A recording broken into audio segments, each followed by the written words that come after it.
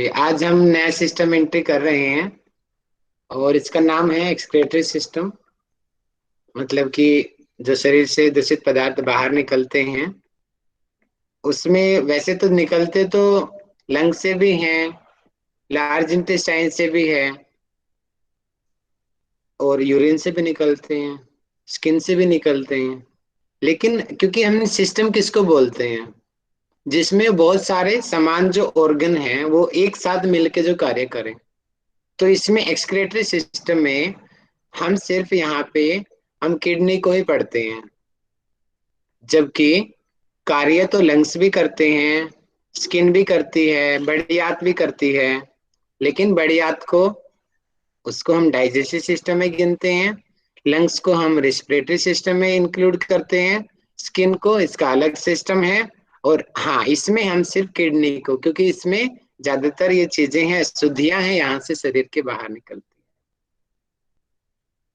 तो बताया गया है कि भोजन के चयापचय यानी कि मेटाबॉलिज्म जो है, मतलब कि मेटाबॉलिज्म क्या होता है कि कोई बड़ी चीज है उसको छोटे छोटे भागों में डिवाइड कर देना, मेटाबॉलिज्म है। और हमारी थायराइड ग्लैंड इसमें बहुत पार्टिसिपेट करती है इस चीज में। मेटाबॉलिज्म थायराइड के ऊपर डिपेंड करता है, वो ठीक से काम कर रही है नहीं कर रही है। इसके अलावा और भी बहुत सारे एंजाइम्स होते हैं। और शरीर की जो टूट फूट होती रहती है कि कोशिकाएं बनती हैं मरती हैं, तो मरेंगी बनेंगी तो क्या होगा, वेस्ट भी बनेगा। अब वेस्ट बनेगा उसी को ही बाहर निकालना, वही कार्य जो है इस सिस्टम का है, इसको हम एक्सक्रीटरी सिस्टम या उत्सर्जी तंत्र कहते हैं। और हम किडनी को ही पढ़ेंगे, फिर ध्यान रखना लंग्स को, बड़ी आंत को इसमें हम मानेंगे नहीं। काम वो होता है लेकिन इस सिस्टम में हम उनको नहीं गिनते। तो ये क्वेश्चन भी बन सकता है कि एक्सक्रीटरी सिस्टम में कौन सा ऑर्गन को हम मेनली प्रेफरेंस दी गई है, तो किडनी को दी गई है। और किडनी से रिलेटेड ये मूत्र वाहिनियां, गोल ब्लैडर, यूरेथ्रा, ये चीजें ही आएंगी इसमें। तो ये आप अच्छे से इन चीजों को ध्यान कर लें। तो हम ह्यूमन किडनी कितनी होती है, वन पेयर, या तो वन पेयर लिखो। अगर पेयर ना करोगे तो आपको बोलना है दो होती हैं, एक जोड़ा, यानी कि दो किडनियां होती हैं, एक किडनी दूसरी किडनी। और दोनों ये हम बात करें तो कमर की पीछे की तरफ स्थित होती है। दिख रहा है आपको इस डायग्राम में, पीछे की तरफ होती है स्थिति। आगे तो, क्योंकि आगे तो देखो हमने पढ़ा था आगे स्टमक है, इंटेस्टाइन आगे की तरफ होती हैं आते, ये पीछे की तरफ होती हैं। और हमने जब मैं आपको स्केलेटल सिस्टम पढ़ा रहा था वहां पे बताया था मैंने फ्लोटिंग रिब्स। फ्लोटिंग रिब्स का काम क्या होता है कि फ्लोटिंग रिब्स कौन सी होती है, एक तो होती है कि T11 एंड T12, ये रहा T11 और T12, यानी कि चार होती हैं, दो लेफ्ट साइड दो राइट साइड। ये इसको प्रोटेक्ट करते हैं, मतलब कि ये बाहर से इस तरीके से हवा में रहती है ना, और ये किडनी को प्रोटेक्ट करती हैं। कौन सी रिब्स करती है प्रोटेक्ट, फ्लोटिंग रिब्स। और फ्लोटिंग रिब्स हम पढ़ते हैं, ये आती हैं चेस्ट वाले रीजन में और पीछे की तरफ जुड़ी हुई होती है ये, तो फ्लोटिंग रिब्स पीछे होती है। और जल्दी माइक खोल के बताओ फ्लोटिंग रिब्स किस टाइप की बोन है। फ्लैट। वेरी गुड, बहुत कार्टिलेज। बढ़िया। कार्टिलेजियस तो इसका आंसर मुझे फ्लैट होना चाहिए शायद इसका, है ना। हाँ, फ्लैट बोन है। कार्टिलेजियस इसका जॉइंट होता है। हाँ वो जॉइंट्स होता है, बोन्स में तो फ्लैट ही आएगा आंसर इसका ना। ठीक है, तो बहुत बढ़िया। इसी तरीके से अपने माइंड को खोल के रखो आप। हम एक विषय नहीं पढ़ रहे, हम सारे विषय पढ़ रहे हैं। अब ये कहाँ होती है, T12। T12 पता होगा। अब ये कोई माइक खोल के बताओ, वो माइक मत खोलना जो साइंस बैकग्राउंड से है, जो नहीं है वो बताओ। T12 और L3 का मतलब क्या है। T12 तो लंबर लंबर 3 और T12 और 6। Very good. ये बताओ, ये पसलियों की बात हो रही है या रीढ़ की हड्डी की बात हो रही है। थोरेस, ये भैया पीछे रीढ़ की हड्डी की बात हो रही है। वेरी गुड, बहुत बढ़िया बहुत बढ़िया। कि ये पीछे वर्टिब्रा की बात हो रही है यहाँ पे, और ये बात हो रही थी, ये जो T11-12 है ये रिब्स की बात हो रही है, और ये जो T12L3 है ये पीछे स्पाइनल कॉर्ड जिसमें 26 हड्डियां होती हैं हमारे बड़ों के अंदर, उसकी बात हो रही है यहाँ पे कि T12 और L3 के बीच में। इसका मतलब अगर मैं डायग्राम से आपको समझाऊं कि मान लेते हैं कि ये हमारी कमर है, तो यहाँ पे ऊपर तक का तो सर्वाइकल रीजन हो गया, और यहाँ पे ये हमारा रीजन हो गया थोरेसिक का, और इसके नीचे आ गया लंबर का रीजन। ये ऊपर गिन दिया मैंने, गलत लिख दिया, ये थोरेसिक मान लो, ये लंबर मान लो, ये सैक्रल और कोक्सिक, ठीक है। तो मतलब कि T12 ये है और L3 इस वाले पार्ट में यहाँ पे किडनी पाई जाती है। और देखो ये आपको दिखाई दे रहा है कि देखो ये किडनी देखो इससे नीचे है ना, इसको हम एक फ्लैट में खींचेंगे, देखो ये वाली किडनी थोड़ी सी बड़ी है और ऊपर की तरफ है, तो ये क्यों नीचे की तरफ है, इसका रीजन क्या है, लेफ्ट साइड में और राइट साइड में। अब मुझे भैया बताएंगे कि पेन क्रियाज कहाँ होती है, लेफ्ट साइड होती है, राइट लेफ्ट साइड साइड, होती है, मैं। लेफ्ट हाँ जी, लेफ्ट साइड होती, लेफ्ट वेरी साइड। गुड। अब मुझे बताओ कि लीवर किस तरफ होता है, लीवर होता है राइट साइड। तो राइट लीवर राइट सबसे बड़ी ग्लैंड है। यहाँ पे ये देखो, यहाँ पे लीवर का स्ट्रक्चर हमने पढ़ा था, इस टाइप का ट्रायंगल शेप में होता है।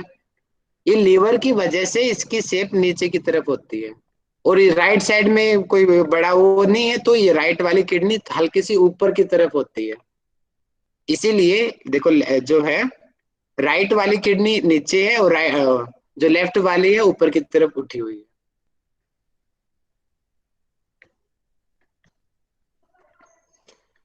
और इसका आकार पूछा जा सकता है कि कैसी है ये, कि देखो राजमा की तरह है, बीन शेप्ड बोलते हैं इसको, जैसे कि राजमा का होता है ना दाना, उसकी तरह की ये है। इसका कलर क्या है, रेडिश ब्राउन है, देखो ना ब्राउन कलर की ये है। इसकी लेंथ पूछी जा सकती है कि किडनी की लंबाई कितनी है, कि 10 से 12 सेंटीमीटर, मतलब कि ये 10 से 12 सेंटीमीटर की है। और ऐसे ऐसे है 5 to 7। टू क्यों आया, क्योंकि अलग अलग बॉडी पर्सनैलिटी में छोटा कद है बड़ा कद है, उसमें अपने आप ही आकार छोटा बड़ा हो सकता है, इसलिए 2 आता है बीच में। कोई फिक्स नहीं होता है कि 5 ही है 7 ही होगी, 8 भी हो जाती है, ऐसी कोई बात नहीं है। 5 to 7 कॉमन है। विड्थ यानी कि चौड़ाई, थिकनेस यानी कि मोटाई 2 से 3 सेंटीमीटर। एक ट्रिक भी है कि लेंथ के आधा कर दो, 10 का आधा 5, 12 का आधा लगभग 7, 5 का आधा लगभग 2, 7 का आधा लगभग 3। तो ये इस तरीके से आप इसको याद कर लें। इसका वजन कितना होता है, क्योंकि ये भी 2 में है, कोई फिक्स नहीं है, 120 ग्राम से 170 ग्राम लगभग होता है एवरेज, कम ज्यादा भी हो सकता है, ज्यादातर ये सामान्य पाया गया है। राइट किडनी लेफ्ट किडनी से थोड़ा नीचे की तरफ होती है, और आकार में भी थोड़ा छोटी होती है। उसका कारण क्या है, लीवर की वजह से होती है सर। ये आपको किडनी आपको अच्छे से दिखाई दे रही है कि देखो ये 2 किडनी है, किडनी कहाँ पे है फिर से आप देख लो, ये वाले स्ट्रक्चर हम पढ़ रहे हैं, ठीक है। इसी को मैं अब गहराई से दिखा रहा हूँ आपको। ये रहा, ये अंदर से खून आ रहा है जा रहा है, देखो ब्लू कलर की क्या कहा, इंफीरियर वेना कावा, और रेड कलर की को क्या कहा, arteries and veins in the renal sinus. एक में खून आ रहा है और एक से जा रहा है, ये किडनी का भाग है। अब ये किडनी को भाग को काट के दिखा दिया कि अंदर से किडनी इस तरीके की होती है, बाहर के भाग को रिनल कैप्सूल। ये जो अंदर ये आपको पिरामिड की शेप के दिखाई दे रहे हैं, इनको मेडुला कहते हैं, मेडुला, मेडुलरी पिरामिड भी इनको बोला जाता है। कोर्टेक्स का जो भाग है ना, ये ज्यादा आगे ले गया, शायद गलती हो गई, ये बाहर का और ऑलमोस्ट जो लिक्विड है ना, और जो बाहर की तरफ है वो उसको कोर्टेक्स माना जाता है, लिक्विड फॉर्म में जो पूरी इसमें प्रेजेंट है। और मेडुलरी पार्ट यानी कि जो ये पिरामिड्स के आप इस प्रकार लगाओ सामान्य रूप से समझने के लिए कि ये दो पिरामिड हैं, इसके नीचे का जो है इसको मेडुलरी मानेंगे और बाहर के वाले को आउटर मानेंगे। ये आउटर है वो इनर है, समझ पा रहे हो? हमें इसका एक तरीके से ऐसे रफली इस प्रकार इसको हम डिवाइड कर लेंगे। इसके अंदर वाला जो है वो मेडुलरी है क्योंकि इसको मेडुला बोला है हमने पिरामिड को, और बाहर वाले को हम कोर्टेक्स बोल रहे हैं कि आउटर है ये। अब यहां से निकल के ये माइनर कलेक्सिस, इसके पॉइंट को पेपिला बोला जाता है, और वो मैं आगे पढ़ा दूंगा अभी डिटेल में। अभी बाहर का स्ट्रक्चर देखो आप। हाइलम, ये वाला ध्यान रखो, हाइलम किसको कहते हैं? ये जो बाहर का जो पॉइंट है यहां से यहां तक का, ये जो पार्ट है इसमें आप देखो यहां से यहां तक का ये वाला पार्ट, ये जो है इसको हाइलम कहेंगे। हाइलम यानी कि दरवाजा, दरवाजा यानी कि उस जगह से जो नसें, जो चीजें अंदर बाहर आ रही हैं, उस पूरे पार्ट को, पूरे दरवाजे को हमने मेडिकल लैंग्वेज में यहाँ पे हाइलम कहा है, लिखा भी हुआ है ओपनिंग। अब क्या क्या चीजें जा रही है देखो, एक ये आर्टरी जा रही है, एक वेन जा रही है, एक यूरेथ्रा जा रही है, इसके अंदर मूत्र वाहिनी हीरा। तो ये तीन चीजें और भी इसके अलावा और भी कई नसें हो सकती हैं, तो ये इसके थ्रू होके जाती हैं, और इस पॉइंट का क्या नाम है? हाइलम। और इसके ऊपर ग्लैंड होती है, देखो ये आपको दिखाई दे रहा है, ये रहा। इस ग्लैंड का क्या नाम है? Adrenal gland. ये कई बार पूछा जाता है इस तरीके से, एड्रिनल ग्लैंड की पोजीशन बताओ, या फिर किडनी के ऊपर कौन सी ग्लैंड होती है? तो एड्रिनल ग्लैंड होती है। इसका काम क्या होता है? ये यहाँ पर भी, ये दोनों जगह पे होती है, ये एड्रिनल ग्लैंड इसके जस्ट ऊपर होती है। इसका काम होता है, वैसे तो बहुत काम है लेकिन जो ज्यादातर काम होता है इसका, ये बीपी को कंट्रोल करती है। बीपी बढ़ना कम होना, इसके जो हार्मोन्स होते हैं, जब हम उसको स्टडी करेंगे एंडोक्राइन सिस्टम में तब आएगा कि इसका और क्या काम है, डिटेल्स में हम उसको तब पढ़ेंगे। अभी आप इतना जान लो कि एड्रिनल जो ग्लैंड है वो किडनी के ऊपर होती है, और दोनों किडनियों के ऊपर दो एड्रिनल ग्लैंड होती है, यानी कि इनकी संख्या भी दो होती है। तो ये बाहर से स्ट्रक्चर हुआ। अब आगे बढ़ते हैं। जैसे हमने पढ़ा था कि लीवर की स्ट्रक्चरल यूनिट को हम बोलते हैं हिपैटिक सेल, उसकी है। और मेरी आवाज आ रही है ना? मिस कॉल आई हुई है भावना जी ये की। सब आ रही है। ठीक है, ओके, ठीक है। तो लीवर की यूनिट क्या है, सेल क्या है? Hepatic cell. और नर्वस सिस्टम की हमने पढ़ा था न्यूरॉन। ऐसे ही किडनी की जो सेल है उसको हम नेफ्रॉन कहते हैं। ये क्वेश्चन बहुत कॉमन है, और हमारे एग्जाम में इस टाइप के क्वेश्चन ही आते हैं। बाहर की चीजें आएंगी, अंदर की ज्यादा चीजें नहीं आएंगी। नेफ्रॉन, न्यूरॉन, हिपैटिक, ये बाहर की चीजें ही आएंगी हमारे पेपर में। फिर भी मैं आपको थोड़ा सा और अंदर की चीजें पढ़ाऊंगा ताकि आपके कंसेप्ट अच्छे से क्लियर रहें और थेरेपी को आप अच्छे से समझें, और आप खाली एग्जाम के पर्पज से नहीं, आपकी लाइफ में भी ये टॉपिक काम आए। तो न्यूरॉन दो प्रकार का होता है। एक होता है कोर्टिसोल, शायद स्पेलिंग मिस्टेक है, हाँ नहीं ठीक है, कोर्टिकल और juxta medullary nephron. Cortical nephron ये स्ट्रक्चर में आपको दिखाई दे रहा है, ये वाला देखो। न्यूरॉन तो सभी का, इनका आकार लगभग लगभग सेम वही है, संरचना सभी की। कुछ परिवर्तन है। परिवर्तन क्या? पोजीशन का।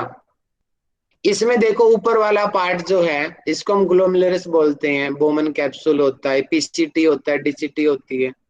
ये मेन, ये हैंडले का लूप, ये जो आपको दिखाई दे रहा है नीचे की तरफ, ये लटका हुआ है इस प्रकार टुंटी की तरह, इसको हम कहते हैं हैंडले लूप। मेन इसके बेस पे इन नेफ्रॉन को दो भागों में बांटा गया है। आपको दिखाई दे रहा है कि इसका देखो ये लूप थोड़ा सा इसमें डूबा हुआ है, ये पार्ट मेडुला का है, और ऊपर का कोर्टेक्स। अभी मैंने आपको बताया था, इसमें बताया था कि कोर्टेक्स देखो बाहर का पार्ट है और मेडुला अंदर का पार्ट है। अब इसके अंदर की स्टडी कर रहे हैं हम, देखो कोर्टेक्स से बाहर का पार्ट है और मेडुला ये अंदर का पार्ट है, इन पिरामिड के साइड से नीचे का। तो ये रहा देखो, यानी कि जो उस मेडुला पार्ट में थोड़ा सा धसा हुआ है उसको हम कहते हैं कोर्टिकल नेफ्रॉन। और जो ज्यादा धसा हुआ है देखो, ये नीचे तक गया हुआ है, इसको कहते हैं जस्टा मेडुलरी नेफ्रॉन। ठीक है, ये क्लियर? दो प्रकार के नेफ्रॉन होते हैं। और एक किडनी में कितने नेफ्रॉन होते हैं? एक किडनी में 1 लाख, सॉरी 1 मिलियन यानी कि 10 लाख नेफ्रॉन होते हैं। बहुत सिंपल क्वेश्चन है ये। 10 लाख नेफ्रॉन होती है हमारी किडनी में। 1 मिनट आप मुझे दीजिए, चार्जिंग कर लेता हूँ।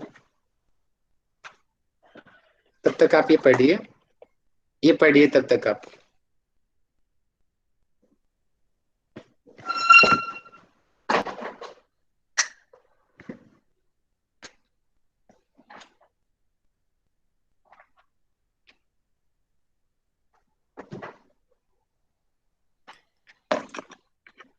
वैसे ही रिलेट करके कर सकते हैं, जैसे इसमें 1 मिलियन है, वैसे 80 to 100 मिलियन न्यूरॉन्स होते हैं ब्रेन। जी जी, थैंक यू, बहुत बढ़िया। तो भैया अब जिसके आगे अंदर ये नेफ्रॉन नीचे जा रहा है, ये क्या चीज है? हेनले लूप अभी पढ़ाऊंगा मैं। हेनले लूप बोला था ना मैंने, उसको हेनले लूप बोलते हैं। ठीक है, अभी आएगा वो चीज। ठीक है, हाइलम मैंने अभी पढ़ा भी दिया था आपको। हाइलम क्या होता है कि देखो, ये जो चीज अंदर जा रही है, इस पूरे पार्ट को हमने देखो लिखा है ना, रेनल हाइलम, यानी कि पूरे पार्ट को यहाँ से यहाँ तक का। इसके अंदर जो जो क्या जा रही है, रेनल वेन जा रही है, रेनल नर्व जा रही है, आर्टरी जा रही है, और ये जा रही है यूरेथ्रा जा रही है, ये चीजें इसके अंदर, यूरेटर जा रही है, यूरेटर। तो ये चीजें किसके थ्रू जा रही है? ये इस पार्ट पोजीशन को, इस दरवाजे को हम हाइलम कहते हैं। और इसमें हम पढ़ते हैं, लिखा हुआ है ना यहाँ पे सारी चीजें। और रेनल पेल्विस की अतिवृद्धि को कैलेक्सिस कहते हैं। अब इसको मैं बताता हूँ आपको, उस डायग्राम इसी में बताता हूँ, रुको। आप ये समझो, मैं एक बताता हूँ, आप सपोज करना कि ये हमारा घर है और हमें जाना है यहाँ पे, और हमारे घर से ये निकली हुई है एक गली, दूसरी गली, तीसरी गली, और दूसरी साइड भी इस प्रकार बहुत सारी गलियां हैं। और बारिश आ गई, इस गली का पानी यहाँ से आ गया, छोटी नली से, छोटी नली से। दिखाई दे रहा, आप समझ पा रहे हो जो मैं कुछ कह रहा हूँ? यानी कि जी बारिश आ गई और ये अलग अलग गली का पानी अब बड़ी नली में जुड़ गया। दिख रहा है आपको? अब ऐसा होता भी है, हमारे यहाँ तो होता है। और अब तो सीवरेज ज्यादा है तो सीवर में आ जाता है। अब ऐसे छोटे छोटे सीवर आगे जाके क्या होगा, फिर एक बड़े सीवर में कन्वर्ट हो जाता है ना, ये बड़ा सीवर हो गया। अब ये मिल गई यहाँ पे आकर के। मतलब कि ये जो छोटी गलियों से पानी आया, इसको हम कहते हैं माइनर, माइनर कैलेक्सिस। अब ये आके यहाँ पे बड़ा हो गया, बड़ा पाइप लगाने पड़ गए हम यहाँ पे। उसके बाद में ये जल विभाग के पास पहुंच गया शुद्धिकरण के लिए। इस बड़ा पार्ट को यहाँ पे कई सारी छोटी नलियों को मिलके बड़ी नली बनी है ना, इसको हम कहते हैं मेजर कैलेक्सिस। ठीक है, मेजर माइनर का डिफरेंस समझ आया? माइनर छोटी नलियां और मेजर बड़ी नली। और कैलेक्सिस किसको बोलते हैं? कैलेक्सिस इसको, जो ये हमारा जो मेडुला है, इसके जो बाहर का जो भाग है नलियों को, उसके बाहर से जहां पे वो जा रहा है, यूरिन होके आएगा, वो पानी आएगा, उसको कैलेक्सिस कहा है। और इसके पॉइंट को पेपिला कहते हैं। ये भी ध्यान कर लेंगे, पूछा जा सकता है। ये लिखा हुआ ये रहा, पेपिला। ये इसका जो नोक का पॉइंट है उसको पेपिला कहते हैं, क्योंकि पिरामिड का स्ट्रक्चर भी तो ऐसे ही होता है, एक पिरामिड ऊपर से पहना होता है ना, तो इसका जो तीखापन है उसको पेपिला कहा जाता है। अब किडनी की कितनी परतें होती हैं? बहुत कॉमन क्वेश्चन है ये। किडनी की 3 परतें होती हैं। माइंड की भी 3 होती हैं, किडनी की भी 3 होती हैं, लंग्स की प्लूरा होती है। ये अलग अलग आप लोग ध्यान कर लेंगे। अभी हम किडनी पढ़ रहे हैं। तो किडनी में तीन परतें होती हैं कि एक पहले का नाम है रेनल कैप्सूल, जो सबसे अंदर की तरफ है। दूसरे का नाम है एडिपोज कैप्सूल, जो बीच में है। तीसरे का नाम है रेनल फेसिया, जो बाहर की तरफ है। तो एडिपोज टिश्यू हम लोगों ने पढ़ा था। जल्दी माइक खोल के बताओ एडिपोज टिश्यू, थोड़ा सा उसके बारे में कोई भी। फैट फैट तो फैट। बनाता है वो। Fat tissue. Very good, very good. उसके अंदर फैट होता है। तो यहाँ पर भी वही है मैकेनिज्म सारे की सारी। देखो, तीन यहाँ पे लेयर दिखाई हुई है। रेनल कैप्सूल जो है बाहर की लेयर है, बाहर की आउटिंग कर दिखा दिया। बाहर की तरफ जो सबसे बाहर मेम्ब्रेन है उसको रेनल कैप्सूल कहते हैं। अच्छा, यहाँ पे दिया नहीं है, मैं बना देता हूँ, कोई नहीं। अब एडिपोज कैप्सूल, ये आपको दिख रहा है। यहाँ पे स्पेस तो कम दिया है, लेकिन मैं बड़ा बना रहा हूँ जानबूझ के। यानी कि इस टाइप का ये फैट टाइप स्ट्रक्चर होता है अंदर। सामान्य रूप से आप समझो गद्दी की तरह, जैसे गद्दी होती है ना, गद्दी दबती है, उड़ जाती है। गाड़ी की गद्दी, बाइक की गद्दी, साइकिल की गद्दी, सोफा, वो गद्दी टाइप स्ट्रक्चर है ना, वो एडिपोज टिश्यू है। वो किडनी को नुकसान होने से बचाता है सबसे ज्यादा। और फेसिया वो अंदर की परत है, यानी कि जो कोर्टेक्स को जस्ट घेरे हुई है, वो फेसिया। और जो उसके बाद में जो टिश्यू लाइक स्ट्रक्चर जो अंदर है, जो उसको लिखा भी हुआ है, शोक से यानी कि जर्क से बचाती है। जैसे हमारी गद्दी जो गद्दी होती है उस तरीके से। और बाहर की जो है रेनल कैप्सूल। ठीक है, क्लियर सभी को? आगे बढ़ते हैं हम। अब किडनी के पार्ट कितने होते हैं? किडनी के दो पार्ट हैं। एक को कोर्टेक्स बोलते हैं, एक को मेडुला बोलते हैं। अभी स्ट्रक्चर से बताया था कोर्टेक्स क्या है, बाहर का पॉइंट।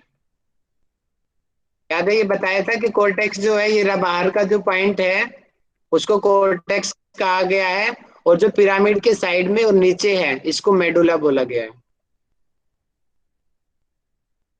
मेडुला अंदर का जो पार्ट है इन पिरामिड की थ्रेड का, उसको मेडुला बोलते हैं। और जो बाहर की ये तरफ है उसको कोर्टेक्स। जैसे कि मैं इस नेफ्रॉन के उदाहरण से बताऊं, देखो लिखा हुआ है ना, ये कोर्टेक्स। जो बाहर की तरफ है वो कोर्टेक्स है, और जो अंदर की तरफ है उसको मेडुला कहते हैं।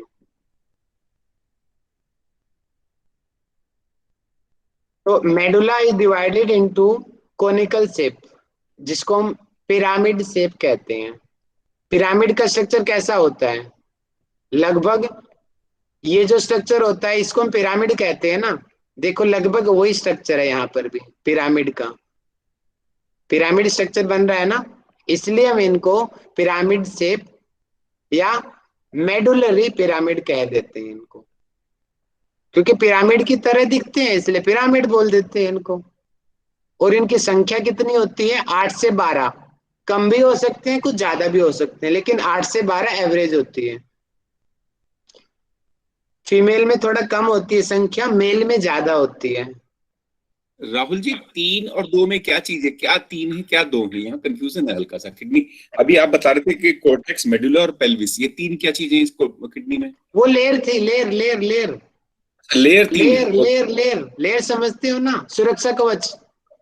ओके। ठीक है, समझ गए? हाँ जी, हाँ जी। Thank you. बता दिया करो कोई दिक्कत है तो, बहुत बढ़िया। चलो, नहीं तो आप कंफ्यूज ही रहते, नहीं पता होता तो। ये लेयर हैं। फीमेल में कम क्या और होती हम है? अब अंदर के पार्ट पढ़ रहे हैं, लेयर को इंक्लूड नहीं करते हैं सामान्य रूप से। जो तो फीमेल में अंदर की कम क्या मेन होती है? किडनी के दो पार्ट हैं। हाँ जी। फीमेल में कम क्या होती है? मॉड्यूलो। शरीर की आकृति भी तो छोटी होती है, मसल्स भी छोटी होती है, हर ज्यादातर फंक्शंस कम होते हैं ना, इसीलिए फीमेल में कम होती है। आकार भी, आकार की तुलना कर लो। आप अपनी मम्मी को देख लो, पापा को देख लो, शरीर के आधार पे आप बताओ। कोई कोई कैसी होती है कि लेडीज का शरीर ज्यादा वृद्धि कर जाए, लेकिन सामान्य रूप से शारीरिक रूप से भी उनकी वृद्धि कम होती है फीमेल में। और उसी के बेसिस पे ये थोड़ा सा स्ट्रक्चर, जो वेट्स होते हैं, अपने आप ही कम ज्यादा होते रहते हैं। तो ये इनकी संख्या 8 से 12 होती है। देखो 1 2 3 4 5 6 7 तो इसमें दे रखी हैं, और भी हो सकती हैं। पिरामिड के आकार की हैं, और मेडुला का भाग मैंने बोला कि इस भाग को मेडुला कहते हैं, अंदर वाले भाग को, और इन्हें रीनल पिरामिड भी कहते हैं। देखो कितने नाम हो गए। एक तो हो गया कि कोनिकल शेप कह सकते हैं, दूसरा इसका नाम मेडुलरी पिरामिड कह सकते हैं, और इसका एक नाम और आ गया रीनल पिरामिड। और ध्यान रखना, जैसे हम मैंने आपको ट्रिक बताई थी एक शॉर्टकट, कार्डियो वर्ड हम हार्ट के लिए यूज करते हैं, न्यूरो वर्ड हम नर्वस सिस्टम के लिए यूज करते हैं, इसी प्रकार जो रीनल वर्ड है, रीनल वर्ड जहां पे आ गया समझ जाना कि किडनी से रिलेटेड है। देखो ये दिखाई दे रहा है, renal vein, renal artery, renal मिल गया, समझ जाना ये किडनी किडनी से संबंध है इसका कुछ। कार्डियो आ गया, समझ जाओ हार्ट से कुछ संबंध है इसका। ये कुछ छोटी छोटी ट्रिक होती है याद करने की, पेपर में ट्रिक ही आपको आगे लेके जाएंगी। अब रीनल कॉलम ऑफ बर्टूनी, बर्टूनी किसको कहते हैं? इसके बीच का भाग, मतलब कि दो कोन्स के बीच में भी तो भाग है। इस ये रहा, देखा इसके बीच में भी दिख रहा है, पीछे वाले स्ट्रक्चर में भी दिखा हूं, देखो ये बीच में जो दिखाई दे रहा है, इसको बर्टूनी कहते हैं, बीच में जो स्पेस रह गया। क्या बोलते हैं इसको? Renal column of Bertini. देखो लिखा हुआ है कि जब कॉर्टेक्स का परासर यानी रेनल पिरामिड के बीच में जो होता है, जो बीच का भाग है, वह मेडुला भाग में आता है, क्योंकि बीच का भाग मेडुला में हमने कहा है, बाहर का कॉर्टेक्स हमने कहा है, और रेनल कॉलम ऑफ बर्टूनी उसको हम कहते हैं। समझ आ गया? Renal column of Bertini. Position question क्या पूछा जा सकता है आपसे कि रेनल कॉलम ऑफ बर्टूनी कहाँ होता है, मेडुला में होता है या कॉर्टेक्स में होता है? कितना सिंपल क्वेश्चन है। आपने पढ़ लिया कि ये मेडुला के अंदर होता है, पिरामिड के बीच का भाग है ये वाला भाग। अब कॉर्टेक्स किसको कहते हैं? बाहर के भाग को। देखा ना, कॉर्टेक्स पिरामिड में प्रवेश करता है, मतलब कि लिक्विड फॉर्म में होता है। बाहर का जो लिक्विड है भरा हुआ है किडनी के अंदर, इस लिक्विड में बहुत सारी चीजें होती हैं, कई आयंस भी होते हैं। ये जो है ये कॉर्टेक्स भाग है, ये लिक्विड टाइप स्ट्रक्चर होता है। इसके बीच की गहराइयों को बर्टूनी कहते हैं, रीनल कॉलम ऑफ बर्टूनी, जो इसकी गहराई में है, अंदर की तरफ है। पेपिला, अभी बताया था मैंने, पेपुला यानी कि जो ऊपर कोने पे है। जैसे कि मैं एक पिरामिड का स्ट्रक्चर बनाता हूं, यहाँ पे ये पिरामिड है। अब ये इसका जो नोक वाला सिरा है, कोना है जो ऊपर का, इसको हम पेपिला कहते हैं।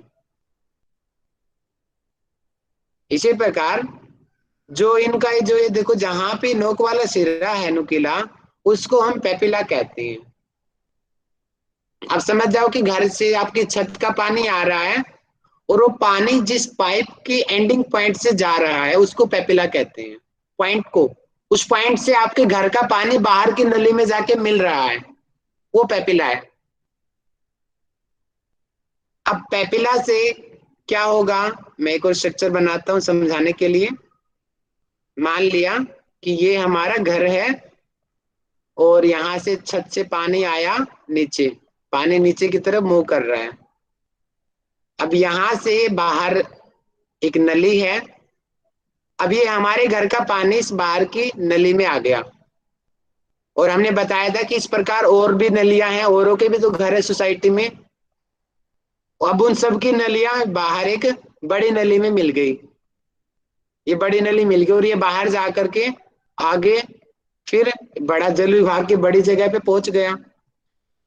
तो मतलब कि सीक्वेंस आती है हमारे पेपर में, सीरीज। तो सीरीज में सबसे पहले पॉइंट रीनल पेपिला, उसके बाद में छोटी नलियां, यानी कि छोटी नलियों को हमने क्या कहा था, जल्दी माइक खोल के बताओ। Minor come on, calyces. Very good. देखो लिखा भी हुआ है माइनर कैलिसिस, कैलाइसिस, ठीक है। अब ये बड़ी को क्या कहेंगे? बड़ी में आ गया है पानी, मेजर। मेजर अभी बताया था आपको, इसको मेजर कैलेक्सिस कहते हैं। क्लियर। अब इसके बाद में अब देखो यहाँ से, अब यहाँ से छोटी नलियां हैं, तो ये छोटी 2-3 नलियां मिलके फिर एक बड़ी नली बन गई ये थी। अब इसी प्रकार इस पिरामिड की भी मिलके 2-3 बन गई। अब इसकी देखो ये छोटी नलियां 1 2 3 4 कई मिलके यहाँ पे आके ये बड़ी एक नली आके बड़ी नली बन गई बाहर आके। तो सभी पिरामिड्स के बाद पहले आएगी माइनर कैलेक्सिस, और कई माइनर कैलेक्सिस बन के बड़ी बन जाएगी मेजर कैलेक्सिस। क्लियर इतना आप सभी को, माइनर और मेजर के अंतर। राहुल सर, ये जी रेनल पेल्विसेस जहाँ हम लिखे हैं ना, जहाँ पे वो मेजर कैलिसेस बन रहे हैं, स्टोन एक्चुअली यहीं से होता है और इसके बाद आगे सारे पार्ट। अभी आएगा ये क्वेश्चन, अभी मैं बताऊंगा। रेनल पेल्विस जो होता है खाई होती है, खाई। आप समझ जाओ कि ये पानी है, हमारा पानी जाकर के एक तालाब में इकट्ठा हो रहा है, उस गवर्नमेंट क्या करेगी, उस तालाब से फिर पाइप लगा के बाहर निकाल देगी। ऐसा होता भी है ऐसा एक्चुअल में। देखो माइनर कैलेक्सिस आया, ये तो क्योंकि बहुत छोटी छोटी जगह, इसमें तो क्या स्टोन होएगा। अब यहाँ से स्टोन आया, अब इसमें इकट्ठा हो रहा है। रुको मैं डायग्राम बनाता हूँ जिससे ज्यादा समझ होगी आप अच्छे से। अब मैं साइड से बनाता हूँ, लेटरल व्यू से, ठीक है। ये पानी आ रहा है इस तरफ से, और पानी आकर के ये खाई में इकट्ठा हो गया। अब यहाँ पे ये पानी इकट्ठा हो गया है इसमें, ये यानी कि जो खाई की तरह धसा हुआ पार्ट है अंदर, इसको हम कहते हैं रेनल पेल्विस। यानी कि जहां पे मेजर जो कैलेक्सिस है ना, बड़ी नली आके खुलती है।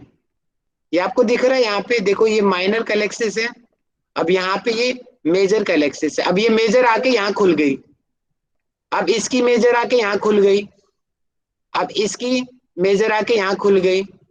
ये लगा लो कि पूरी कॉलोनी का पानी एक जगह पे आ गया। ये रहा, ये जो धसा हुआ पार्ट है इसको हम कैलेक्सिस कहते हैं। और हमने पढ़ा था कि लीवर में, खून में, हम उसमें पढ़ा था हमने कल, गोल ब्लैडर में भी क्यों स्टोन बनती है, क्योंकि ये जगह है। अब क्रिस्टल होते हैं, और क्रिस्टल का काम होता है नीचे बैठना। जैसे आप नमक को बिना घोले उसको छोड़ दो, नमक क्या करेगा, चीनी नीचे बैठ जाएगी, बैठ जाती है ना जो चीजें होती हैं हार्ड। अगर उसको चम्मच से हिलाते रहे तो मिली रहती है वो, लेकिन अगर हम नहीं हिलाएंगे तो नीचे बैठ जाएंगी। और जब ये नीचे बैठेंगी तो आपस में मिल जाती है, ये आपस में बॉन्डिंग हो जाती है, और ये फिर पथरी बन जाती है, स्टोन। स्टोन यहीं पे इकट्ठी होती है। किडनी की जो बोलते हैं ना कि किडनी में पथरी हो गई, वो कैलेक्सिस में होती है, सॉरी रीनल पेल्विस में होती है। समझ आया होगा मैकेनिज्म क्यों हो रही है। अब हम डेली एक्सरसाइज करेंगे, हम शीर्षासन कर रहे हैं, ट्विस्टिंग कर रहे हैं, अच्छे से मूवमेंट कर रहे हैं, जिससे ये ऊपर भी जा रहा है नीचे भी जा रही है, सारी मूवमेंट यहाँ से अच्छे से हो रही है। तो क्या मजाल होगी पथरी हो जाए योगा वालों को। एक तो सबसे सिंपल लॉजिकल माइंड ये बोलता है कि अच्छे से हम एक्सरसाइज कर रहे हैं तो यहाँ की मूवमेंट अच्छी हो रही है, और अच्छे से जो प्यूरिफिकेशन का काम हो रहा है, तो इस वजह से एक्सरसाइज से पथरी नहीं होती है। और भी बहुत सारे रीजन हैं। यहां तक किसी को डाउट हो तो बताओ, क्योंकि अगर ये समझ नहीं आया बेसिक, आगे का कुछ समझ नहीं आएगा आपको। किसी को दिक्कत हो तो बताओ यहां तक।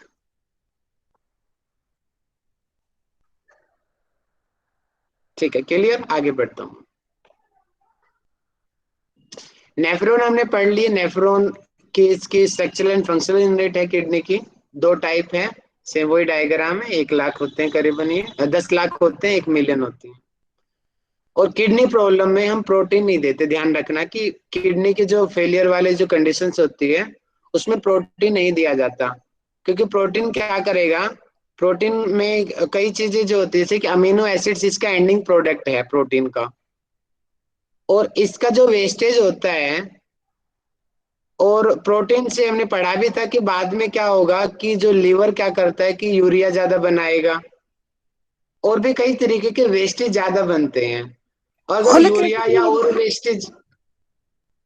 वेस्ट ज्यादा बनेंगे, हाँ जी, फोलिक एसिड भी बनता है ना? फोलिक एसिड भी बनता है, और कल मैंने पढ़ा था, बलबीर सर ने बताया था, लैक्टिक एसिड भी होता है दूध के अंदर। तो प्रोटीन हम पढ़ रहे हैं, सॉरी, प्रोटीन जो है, मतलब कि प्रोटीन में वेस्टेज ज्यादा बनते हैं, और वेस्टेज ज्यादा बनेंगे तो उनको निकालना भी पड़ेगा। अब निकालने का काम किडनी का है। प्रोटीन ज्यादा खाएंगे तो किडनी को ज्यादा काम करना पड़ेगा, ज्यादा काम करना पड़ेगा तो किडनी को ओवरलोडिंग होगी। इसी वजह, और पहले ही उसको प्रॉब्लम है किडनी की, इसीलिए किडनी की प्रॉब्लम में प्रोटीन नहीं दिया जाता खाने में, कम से कम देते हैं उनको। सर वो प्रोटीन ना फिल्टर नहीं होता, वो यूरिन के साथ निकलता मैं चला आज जाता इतना, है। हाँ, तो उसका वर्कलोड बढ़ जाता है ना। और बीच में दिक्कत है, हमारी किडनी के नेफ्रॉन वैसे ही कम हो चुके हैं प्रॉब्लम में। सामान्य अवस्था में 1 मिलियन है, 10 लाख हैं। अब किडनी फेलियर में क्या होता है, 10 लाख से 9 लाख, 8 लाख, 7 लाख, 5 लाख की डेथ होती रहती है, कम हो जाते हैं ये। अब फिल्टर काम करने वाले लोग कम हो गए हैं, और वो काम और भी ज्यादा हो रहा है, तो दिक्कत तो होगी ना फिर। इसीलिए प्रोटीन को कम दिया जाता है किडनी प्रॉब्लम में। यहाँ ये भी अपना बता माइक सकते म्यूट हैं कि कीजिए, किसी का खुला हुआ है। इसमें लीवर वाले में क्या नहीं देना चाहिए? लीवर वाले में कल मैंने बताया था कि लीवर का जो मेन वर्क क्या होता है कि टॉक्सिन्स को बाहर निकालना। सबसे ज्यादा अच्छी चीज तो है कि लीवर में जो न दे अप्राकृतिक चीज। लीवर का काम होता है कि जो अननेचुरल जो चीज होती है ना, उनको बाहर कर देता है लीवर सबसे पहले, और माँ की तरह काम करता है। जैसे बच्चे पे आने वाली समस्याओं को माँ अपने ऊपर ले लेती है ना, ऐसे लीवर करता है। शरीर में आने वाली समस्याओं को लीवर अपने ऊपर ले लेता है। शरीर को बचाने के चक्कर में वो खुद मोटा हो जाता है, फैटी हो जाता है, अपने आप को बीमार कर लेता है लीवर। तो हम अपने खाने में सुधार करें, कम खाना खाएं, और उपवास करें समय समय पर। क्योंकि ज्यादा खाना खाएंगे तो लीवर में हमने पढ़ा था कि वो ग्लाइकोजेनेसिस जो प्रोसेस है, कि ग्लूकोज ग्लाइकोजन में इकट्ठा हो रहा है। अब वो इकट्ठा हो रहा है, वापस रिवर्स वाला प्रोसेस हो ही नहीं रहा है, क्योंकि हम भूखे कभी रह ही नहीं रहे हैं, उपवास हम कभी कर ही नहीं रहे हैं। खाए जा रहे हैं, खाए जा रहे हैं, 31 के 31 दिन, साल के पूरा साल खाए जा रहे हैं, कभी उसको आराम दे ही नहीं रहे हैं। भूखा कभी रह ही नहीं रहे हैं, हमेशा मुंह में कुछ रहता है। तो डाइट पे आप फोकस करो, लीवर की प्रॉब्लम अपने आप ही कम हो जाएगी ऑटोमेटिक। अपनी डाइट सुधार दो। इसीलिए जो प्राकृतिक चिकित्सा में लीवर में सबसे ज्यादा रिजल्ट क्यों मिलता है नेचुरोपैथी में, क्योंकि नेचुरोपैथी सबसे पहले डाइट बंद करती है उसकी। बोलते हैं कि डाइट नहीं खाना, खा लेती में जब लीवर का ट्रीटमेंट करते हैं तो। इसलिए ये रीजन है कि जिससे डाइट का इफेक्ट लीवर पे पड़ता है। ठीक है, तो कोर्टिसोल और जेस्टामेडोल, दो प्रकार के नेफ्रॉन होते हैं। अब ये 75-80% का मतलब क्या है? इसका मतलब ये है, डायग्राम से बताता हूँ। ये रहा, ये देखो, दिख रहा है आपको, कोर्टिसोल है ये। अब देखो, ये पूरा ये डायग्राम जो है ये नेफ्रॉन का है। अब देखो नीचे का छोटा सा पार्ट, बोलेंगे कि 10 से 15% मेडुला में है, और बाकी का 80 से 85% कोर्टेक्स में है। तो इस आधार पे यहाँ पे कह दिया गया कि 75 से 85% जो कोर्टेक्स में है वो नेफ्रॉन है, और जो थोड़ा पार्ट है, यानी कि इसका थोड़ा ही पार्ट बाहर निकला हुआ है, तो इसको यहाँ पे इसलिए 15 से 25% ही कह दिया गया। अब कोर्टिसोल नेफ्रॉन का और क्या है कि लूप ऑफ हेनले छोटा होता है, और ये नेफ्रॉन के सिर्फ 2/3 पार्ट कोर्टेक्स में, यानी कि ज्यादा पार्ट। 2/3 का मतलब क्या हुआ?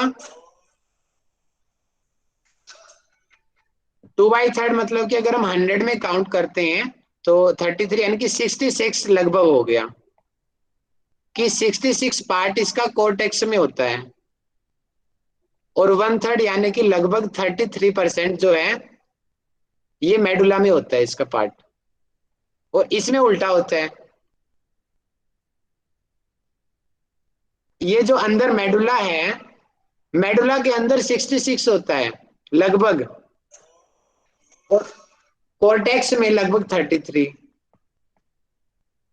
डायग्राम से देखो, ये दिख रहा है आपको कितना सारा पार्ट जो है बाहर है, लगभग 66% बाहर है और लगभग बहुत ही कम परसेंट अंदर है, और इसका ज्यादातर अंदर है और कम बाहर है।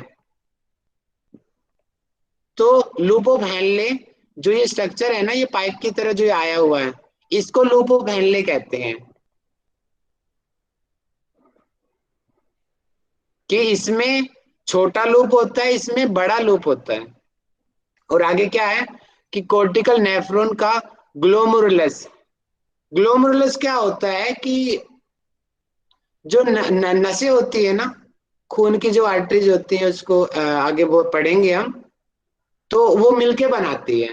जैसे कि मैं दिखा देता हूँ स्ट्रक्चर, ये रहा देखो, यहाँ से खून आया एफिरेंट आर्टरी से, ये आपस में यहाँ पे बने और यहाँ से फिर ये निकल गया इफिरेंट से। दूसरे स्ट्रक्चर से पढ़ो, ये रहा कि बाहर से खून आया, इन नसों में घुमा और वहां से निकल गया, इसको ग्लोमेरुलस कहते हैं। लिखा हुआ नहीं रहा ग्लोमेरुलस। तो इसी में हम पढ़े कि इसका जो ग्लोमेरुलस है आउटर कोर्टेक्स में होता है। आउटर, आउटर क्या है, देखो ये रहा, ये आउटर पार्ट है ना, कोर्टेक्स बाहर का है, तो आउटर साइड है, देखो ये रहा, बाहर की तरफ है ना, इसको बाहर का पार्ट बोलेंगे, ये पास वाले को अंदर का पार्ट बोलेंगे। ये देखो इसका ग्लोमेरुलस कहाँ है, अंदर की तरफ दिख रहा है। जस्टा मेडुलरी का ये ग्लोमेरुलस कहाँ है, अंदर की तरफ, ये गोल गोला सा। और इसका ग्लोमेरुलस कहाँ है, बाहर आउटर कोर्टेक्स में, और इसका इनर कोर्टेक्स में। देखो आउटर कोर्टेक्स में और इसमें होगा इनर कोर्टेक्स में। ये रहा। अगला डिफरेंसेस क्या है कि पेरिट्यूबुलर क्यूपुलरी नेटवर्क में उपस्थित होता है, और इसमें कहा है कि glomerulus near junction of cortex of medulla अनुपस्थित होते हैं। अच्छा, इसका मतलब ये होता है, इसको मैं यहां से बताता हूँ। ये रहा, दिख रहा आपको, ये रहा पेरिट्यूबुलर कैपिलरीज, यानी कि ये जो ग्लोमेरुलस के बाद में जो निकले हुए पार्ट हैं, जो ऐसी ऐसी सांप की तरह निकली हुई है, इसमें भी देखो ये रहा, इसमें ज्यादा होती है, इसमें लगभग, इसमें कम होती हैं, और कम होने की वजह से यहाँ पे अनुपस्थित कह दिया। होती तो है, कम होती हैं, इसमें ज्यादा होती हैं, क्योंकि इसका ज्यादा पार्ट आउटर कोर्टेक्स में है। ये तो पहले ही मेडुला में घुसा हुआ है, तो इसकी तो ऑटोमेटिक ही कम होएंगी, और ये तो बाहर खुले मैदान में है, तो इसलिए इसमें ज्यादा होता है। पेरिट्यूबुलर कैपिलरीज मतलब कि जो ग्लोमेरुलस के बाद में बोमन कैप्सूल है, और उसके बाद में जो पीसीटी और डीसीटी का जो स्ट्रक्चर है वो ज्यादा होता है इसके अंदर, और इसमें कम होता है। वासा रेक्टा कोर्टिकल में अनुपस्थित है। अनुपस्थित का मतलब ऐसा नहीं कहेंगे कि है ही नहीं, मतलब कि कम है। अनुपस्थित मतलब कम है। वासा रेक्टा क्या होती है कि ये हेनले लूप है। अब हेनले लूप के चारों तरफ क्या है, एक इस टाइप की नस टाइप की स्ट्रक्चर होती है ऐसे, इसको वासा रेक्टा कहते हैं। जैसे इसको चारों तरफ से जो घेरे रखती है ऐसे, तो मैं डायग्राम्स दिखाता हूं आपको, उसको वासा रेक्टा कहते हैं।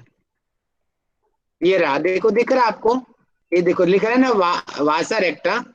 देखो ब्लू कलर का जो स्ट्रक्चर है, यानी कि ये तो हो गया हेनले लूप अंदर का, जो स्किन कलर में दिख रहा है। ये ब्लू कलर की क्या है, जो इसके चारों तरफ है, तो इसको वासा रेक्टा कहते हैं, वासा रेक्टा। अब इसमें क्या लिखा है कि वासा रेक्टा अनुपस्थित है या कम है। क्यों? क्योंकि भाई इसमें लूप ऑफ हेनले छोटा है, तो ऑटोमेटिक कम होगी ना। अब ये हेनले का लूप ही छोटा है, अब इसका लूप ही इतना बड़ा है, इसलिए इसमें ज्यादा होंगी, ये छोटा है इसमें कम होंगी। समझ आ रहा है इतना सभी को? अब वासा रेक्टा का काम क्या होता है? ये एक तो पोषण देती है नेफ्रॉन को, मतलब कि उसकी डाइट का काम करती है। नेफ्रॉन की जो डिमांड्स है, ये समझ लो कि उसकी जो जितनी आवश्यकता वो पूरा करती है। इसकी यू के आकार की होती है ये, और पानी की मात्रा खून में बढ़ जाती है। इसका काम क्या होता है, ये उसमें एब्जॉर्प्शन में वर्क करती है, जो बाद में जो पानी यूरिन जा रहा है 99% जाएगा, और 100 में से 99 तो वापस एब्जॉर्ब हो जाता है। आप लगाओ कि आपको जितना बाथरूम आता है, यूरिन आता है एक दिन में 1 से 1.5 लीटर, लेकिन जो यूरिन है एक्चुअल में अगर हम ग्लोमेरुलर से बात करेंगे तो 1 लीटर नहीं, वहां पे लगभग 100 लीटर की आना चाहिए था, लेकिन बाहर निकला आउटपुट सिर्फ 1 लीटर लगभग में। तो बाकी का क्या वापस एब्जॉर्ब हो गया। जैसे डाइजेस्टिव सिस्टम में पढ़ा था हमने, वहां पे क्या हुआ था कि काइम आया छोटी आंत से 500 मिलीलीटर काइम आया, और बाहर जाते जाते एनएस तक वो 100 मिलीलीटर रह गया। तो बीच में क्या हुआ, असेंडिंग और ट्रांसवर्स कॉलोन ने एब्जॉर्ब कर लिया पानी को और उसके सॉल्ट्स को और विटामिन को। इसी प्रकार इसमें भी ये वासा रेक्टा इसमें सहयोग करती है, इस काम को बढ़ा देती है। फिल्ट्रेशन इसमें कम होता है, स्लो होता है, और इसका तेजी से होता है। और excretion of waste product of urine और reabsorption of sodium and concentration, मतलब कि एब्जॉर्प्शन इसमें बढ़ जाती है क्योंकि वासा रेक्टा होता है इसमें। तो आज मैं इतना ही पढ़ाना चाहूंगा, ज्यादा टाइम भी हो चुका है, और ये बाकी मैं कल पढ़ाऊंगा, हो ही गया लगभग, ज्यादा नहीं है। तो आप लोगों को मैं एक छोटा सा होमवर्क देता हूँ। एक तो आप ये पढ़ के आएंगे, और आप लोग ये पढ़ के आना छोटा सा अपने घर से, ताकि आपको ज्यादा चीजें मेरी समझ आए, नहीं तो कल एकदम से समझोगे नहीं आप।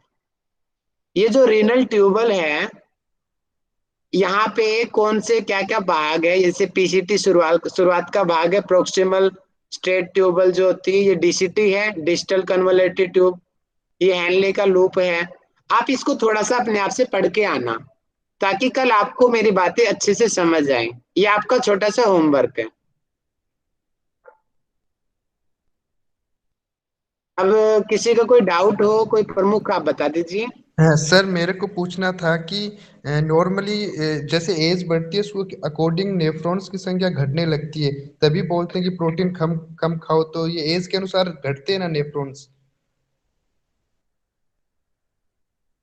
तो बाद में घटेंगे, तो नेचुरल है। मतलब शरीर में तो ताकत हो रही है, अब बच्चे से बड़े हो रहे हैं तो शरीर बड़ा हो रहा है, शरीर में ताकत बढ़ रही है, इसका मतलब सेल डिवीजन बढ़ गया, तभी तो शरीर बड़ा हो गया, शरीर की ताकत ज्यादा है। अब बाकी फिर क्या हो गया, सेल डिवीजन उल्टा होने लग गया। अब क्या होगा कि सेल बननी कम हो गई और मरने ज्यादा लग गई, तो फिर शरीर कमजोर होने लग गया। इसी प्रकार ये नेफ्रॉन की जो सेल है ये भी ऐसी होती है कि बड़ों में कम हो जाती है ऑटोमेटिक। तो सर उनको प्रोटीन फिर कम देना चाहिए? हाँ, कम देना चाहिए प्रोटीन, उनको डाइजेस्ट नहीं होता ना फिर बाद में। जी सर। और कोई विशेष आपका डाउट? ठीक है, तो अब मैं कुछ, आप थोड़ा सा मैं फीडबैक लेना चाहूंगा।